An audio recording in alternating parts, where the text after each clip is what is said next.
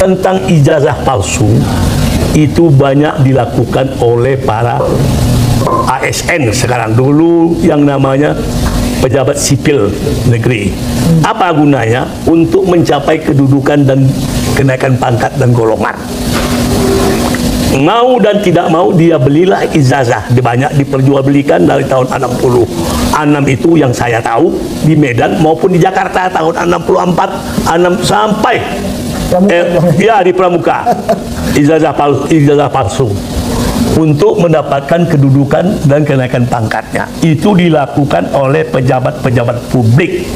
Jadi tujuannya mendapatkan jabatan gitu Bang? Jabatan untuk naik golongan. Untuk naik golongan.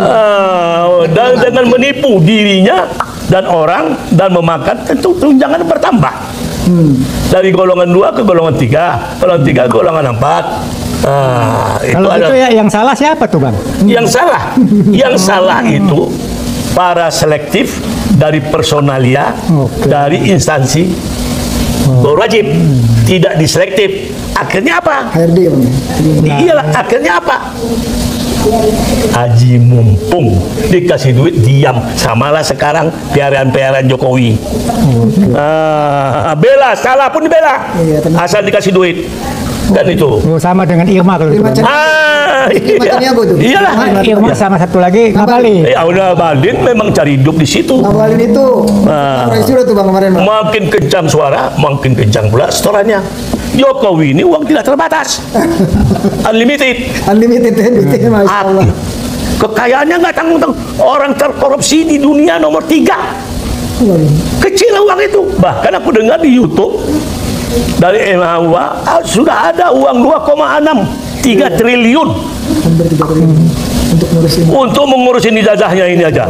Makanya makin kencang yang bersuara membela dia, makin kencang juga setorannya itu. Itu orang-orang yang tidak bermoral. Kembali tidak, iya, kalau Silver itu kan dan tamatan ruko.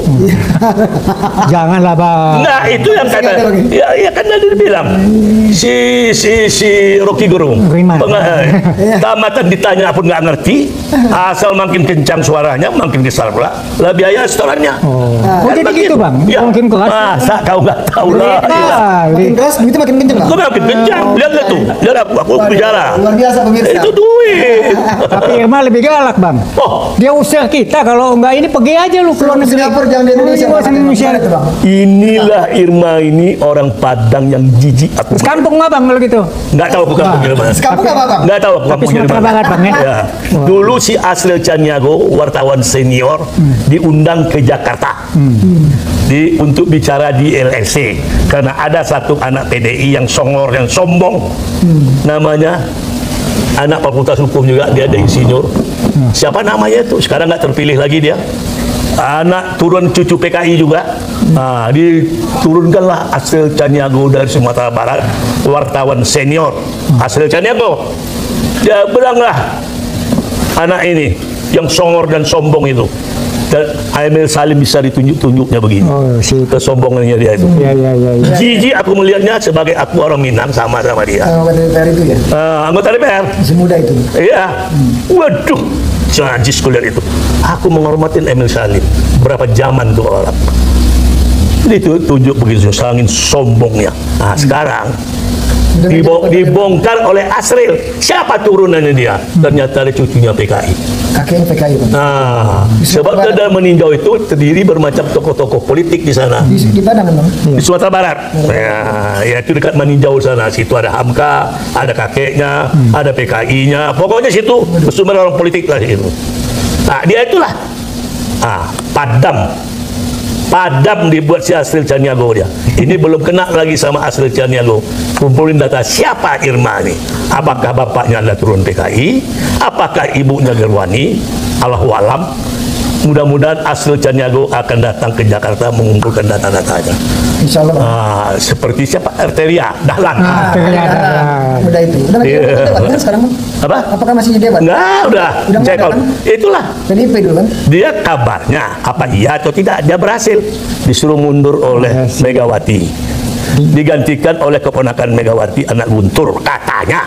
Apa iya atau tidak nggak tahu. Nah, itulah PDIP. Pokoknya Mega itu absolutely. Apa katanya yang memutuskan semua itu Mega. Termasuk Jokowi ini yang dia calonkan harus persetujuan Mega. Kalau Mega nggak bisa, nggak. Kalau gitu ada kesalahan Mega dong. Oh iya, secara kausalitas. Makanya aku bilang juga sama Panda. Bu Mega tahu dong soal Jokowi ijazah palsu. Masa tidak tahu? Saya tahu, udah tahu. Cuman kan di situ ada faksi. Faksi anak PKI. Itu Dr. Ning, si Oneng, macam-macam lah itu. Ya. Faksi agama Islam. Faksi yang apa tuh namanya independen, nasionalis. Faksi dari IPKI, Partai Kristen, gabung. Ada lagi di situ. GMNI Ormas, nggak salah kau tuh, GMNI Ormas ini partai-partai lu, gabunglah di situ.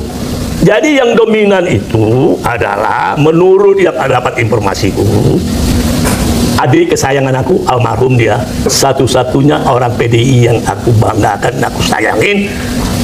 Pendek umurnya yaitu Cahyokumolo, sangat hormat sama aku, sangat hormat Cahyokumolo itu. Sakit ya bang, meninggal. Nah, itulah satu-satu anggota PDI, pengurus PDI kesayangan dari Taufik Kemas. Mendagri bang ya.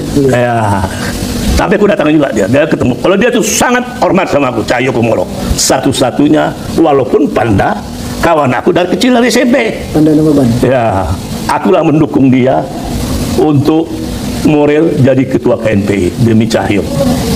Banyak disingkirkan orang, Cahyo dibilangnya itu Cina lah sekarang. Tidak. Bukan Cina bang ya? Tidak, dia bukan Cina. Bapaknya anggota DPR juga, tak salah aku di Jawa Tengah. Dia calon dari Pak Rustam Suparjo dari Gubernur Jawa Barat. Iya.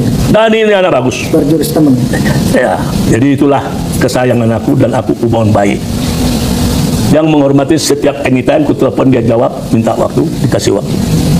Nah, dari dia itulah aku bagaimana menertibkan di Komisi 3 karena calon komisioner KPK pada saat itu Chandra Amzah ngejar-ngejar aku minta tolong.